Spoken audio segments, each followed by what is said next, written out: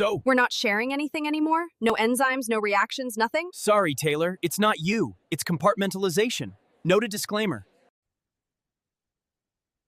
When we're talking about this section, it's a great culmination of understanding Unit 2 in general. For example, we started this unit really talking about the cell and the structures, and then we focused in on various specific structures and their key functions. A lot of AP biology will focus on additional structures. For example, in the next unit, Unit 3 to Unit 4, you might be focusing in on the mitochondria, which is considered to be a great function when it comes to cellular respiration. And remember, we thought it was the powerhouse of the cell. This mitochondria or organelle has its own crucial role and is separated from the rest of the cell because it's able to carry out very intricate tasks. And that allows it to function in ways that we can't even describe, specifically for processes like cellular respiration. The way that the organelle is separated is for both safety and efficacy and is really important and separates prokaryotic cells from eukaryotic cells. Take, for example, the nucleus. The nucleus is contained within what's called the nuclear membrane. So you can see that right there. And it really has its own message pathway to allow things in and outside of the nucleus, but really controls or helps the other organelles function. For example, if you take a look at the Golgi apparatus, we talked about the Golgi apparatus being a gatekeeper into allowing or figuring out where the next specific item will go, whether it'll be released outside the cell or stay within the cell. So these key organelles that we spoke about with a focus on the cell membrane and the phospholipid bilayer, they all have distinct compartments with their own conditions. In fact, we had a whole section dedicated to the different membranes of transport. Remember, we talked about passive versus active transport, and that's in it of itself is a key distinct compartment, and it has its own condition, even the proteins that are embedded in the plasma membrane. Processes like DNA replication, when we talked about the central dogma, remember we said DNA goes to RNA to protein. That process of DNA going into RNA is basically going from the nucleus to outside the cell. Now, outside the cell, outside within the cell. So we have the cell itself, and then DNA goes to RNA, and then RNA to protein that will enter outside the nucleus. So these key processes like DNA replication, which is housed inside the nucleus, and protein synthesis, which is basically outside the nucleus, is separate and controlled.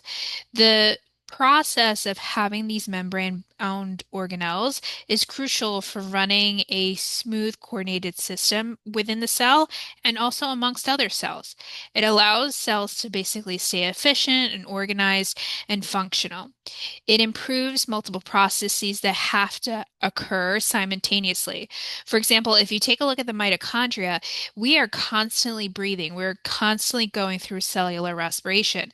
But at the same time, a different organelle within our cells, such as the nucleus, is basically controlling what's happening with our DNA replication. So all these processes with the different organelles and the membrane-bound structures help permit the multiple processes from being able, well, I shouldn't say from being able to be continue to be processed. And it allows the cell to basically manage and isolate certain functions so we don't have the nucleus colliding with the mitochondria function or vice versa. And so that's the purpose of those membrane-bound organelles. When it comes to cell compartmentalization, you'll notice that I talked about eukaryotes versus prokaryotic cells, and that's a key thing to note. When we talk about prokaryotic cells, they lack that membrane-bound organelle, which means that there's fewer compartmentalization processes. The idea is that when we talk about prokaryotic cells, the RNA is translated just directly after being made, and so there's no need for a nucleus or endoplasmic reticulum. Lacking the mitochondria, ATP synthesis is less compartmentalized.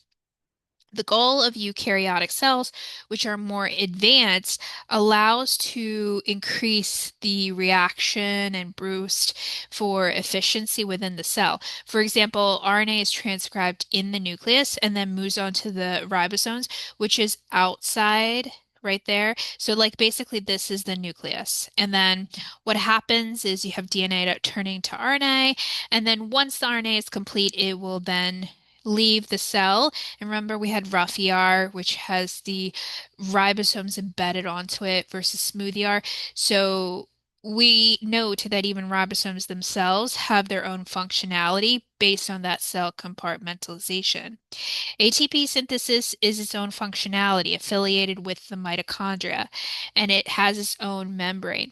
And so you could see the evolved process of the eukaryotic cell is highly dependent on this idea or action-packed behavior of the compartmentalization of the cell itself, which is very important. Sometimes unwanted enzymes try to crash your reaction. Ugh, not in my cytosol. When unwanted enzymes get too close, the cell just shakes it off thanks to compartmentalization.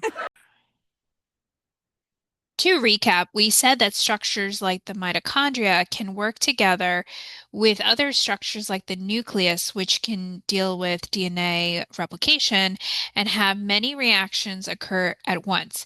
This means that we're utilizing more energy processes. Basically, we're utilizing things like enzymes a lot and proteins a lot to function within the cell. And this means that we increase the life function of the cell itself.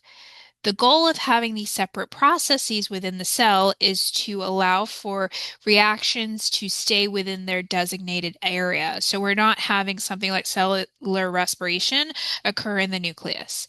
We want to prevent interference between the enzymes and the reactants. Remember that a reactant goes to a product with the assistance of an enzyme. We don't want one type of enzyme that maybe works with something like the mitochondria to interact with another type of enzyme that is maybe on the cell surface, maybe in the plasma membrane.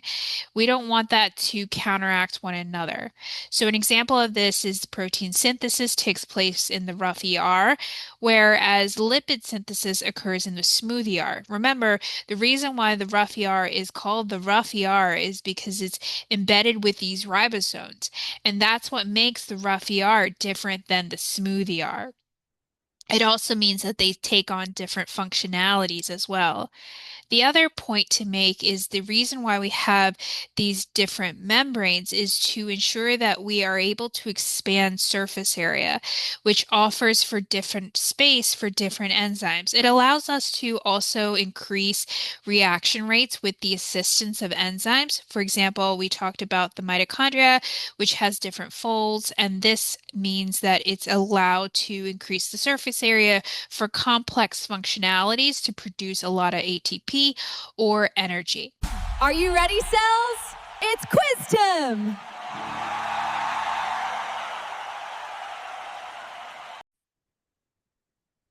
Okay, now that we're here, make sure to pause this video and try to attempt this question yourself. It states which best explains why compartmentalization improves efficiency in eukaryotic cells compared to prokaryotic cells. Remember, we're trying to find the best answer. Multiple answers may be correct, so let's tackle this together. Number one, it says it reduces ATP use.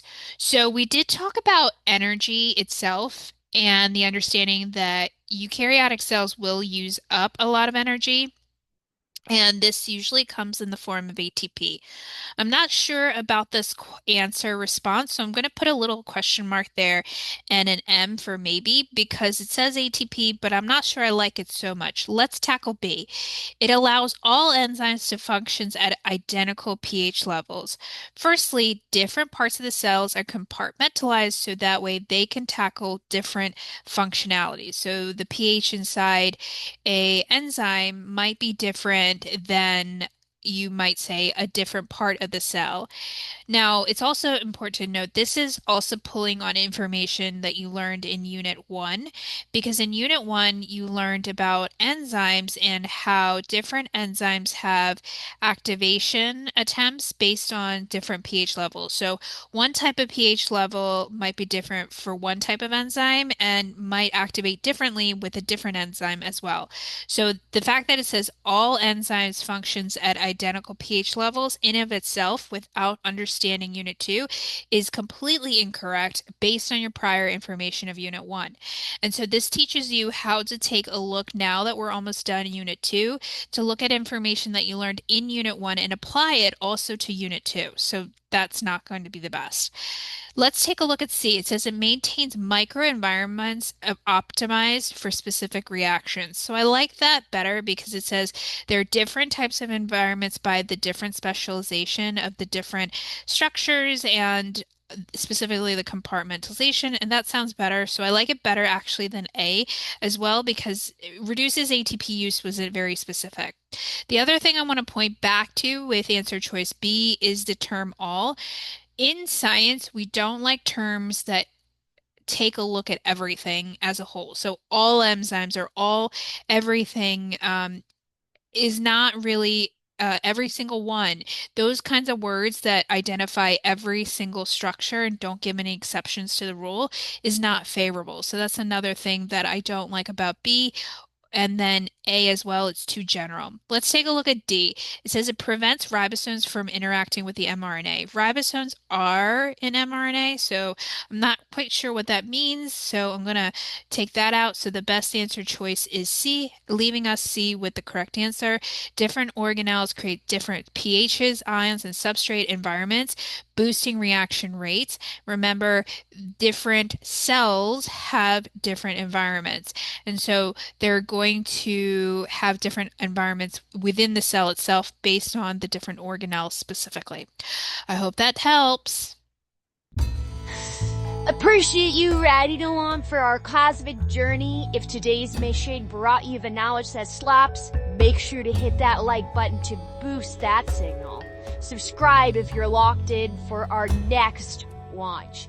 And don't miss the link tree. It's got all the goods for AP Bio, PSAT Math, and SAT Math. Before I sign out, make sure you're all in one orbit and diving in. Killing out. Till next time.